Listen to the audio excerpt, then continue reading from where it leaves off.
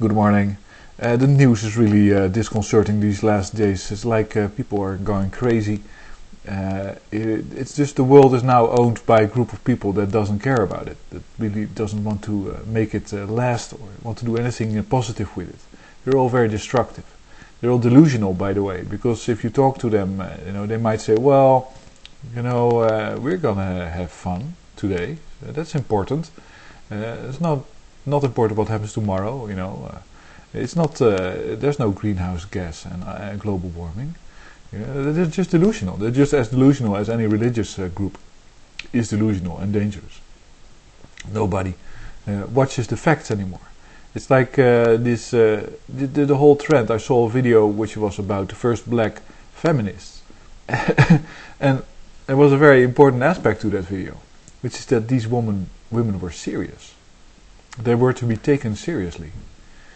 Like if you try to talk to them, apparently, I guess I can know from my own family. There's no joking.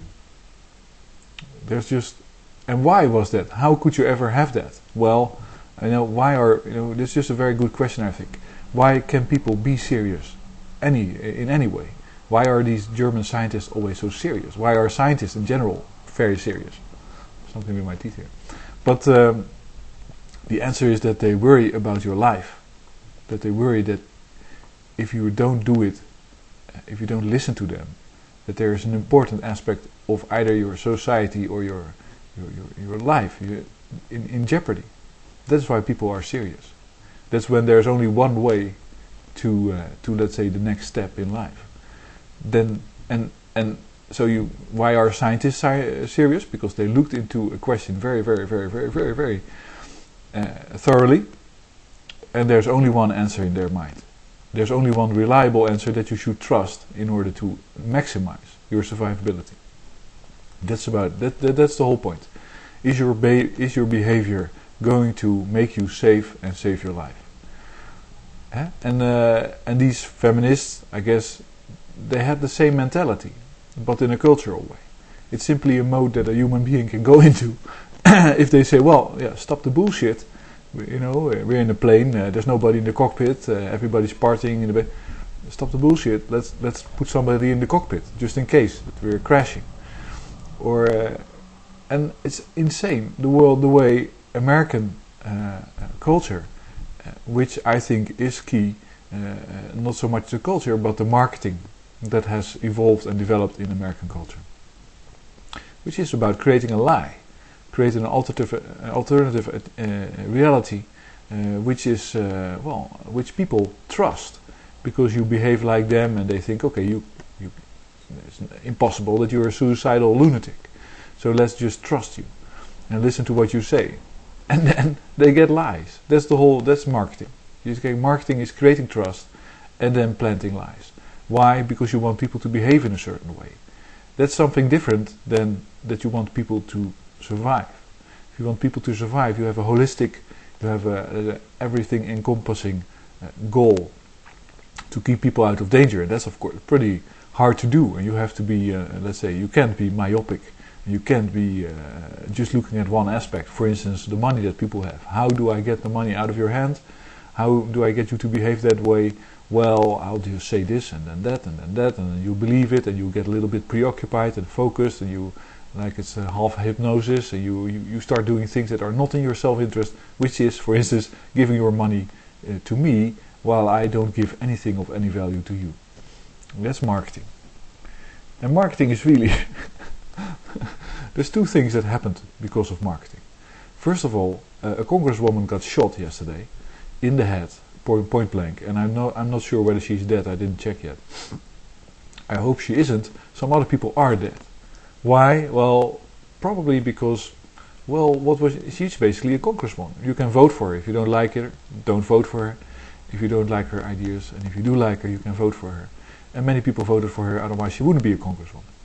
But there are some other people that think, well, let's use the lunatic fringe. Let's use the already completely messed up people that we have created with our own behavior in the past by making them run after all kinds of lies, marketing lies, like this is good for you, that is good for you, industrialization, free market economy, banks are important, all lies, lies, lies, lies.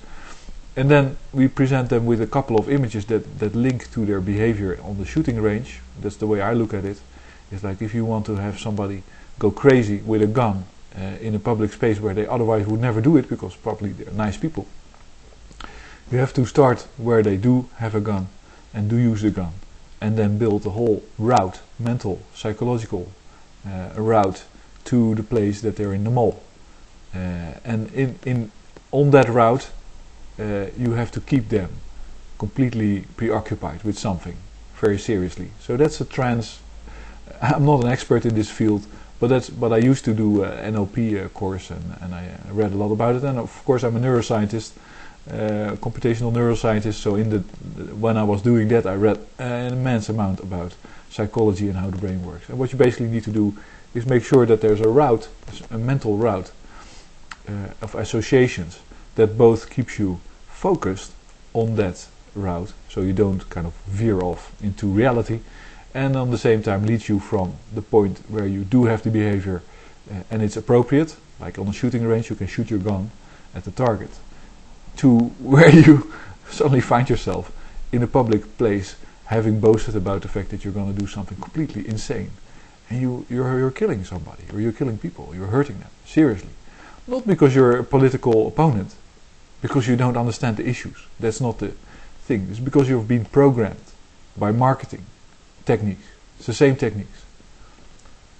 And well, the prime suspect in this case are the Republicans and Sarah Palin and other people that have been actually openly advocating doing target practice on the target of this congresswoman, which is insane, which is like immoral, very clearly. And it shouldn't be legal as well. You know.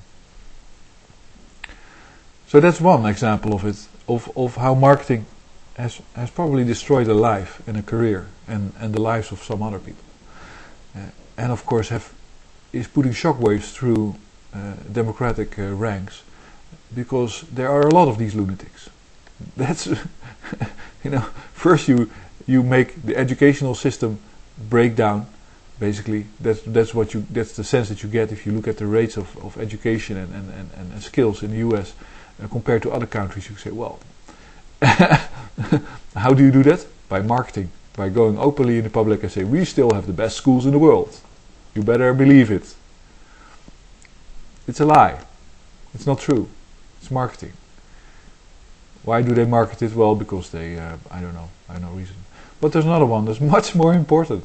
It's like devastating, which is a leaked document by WikiLeaks, apparently, about a chemical that's made in Germany and sold, but not used in Germany, because, of course, Germans are not crazy, or they try not to be crazy.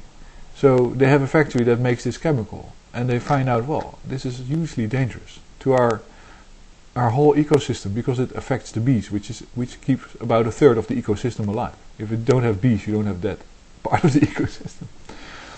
It's like like a plant, it needs to be fertilized, needs to be, let's say, pollinated. And for that it needs bees. If there's no bees, it's not going to be pollinated. And like these beans that I'm growing here, their chance has gone. Nothing happens. They're dead. And but apparently there's a chemical, and in 2008 in Germany there was an emergency ban on that chemical, because they found that it's very persistent, so it's kind of, it doesn't go away easily, and at the same time it kills bees very, very, very efficiently. It's a neurotransmitter blocker, so basically it takes the place of one of the most important neurotransmitters is acetylcholine, which is in your muscles. If you put that type of neurotransmitter in your body, then your muscles stop moving. And in insects that all works a little bit different, because they use the same type of chemicals for different purposes, but you have that same stuff in your brain as well.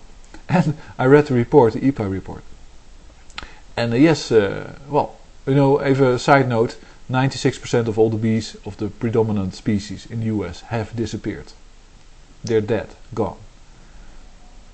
And it can be linked to this chemical, because that's what the report says. It explicitly warns against not using this chemical, because it will kill bees very easily, because they have to touch it or eat it. As soon as this chemical gets into their nervous system, they're dead.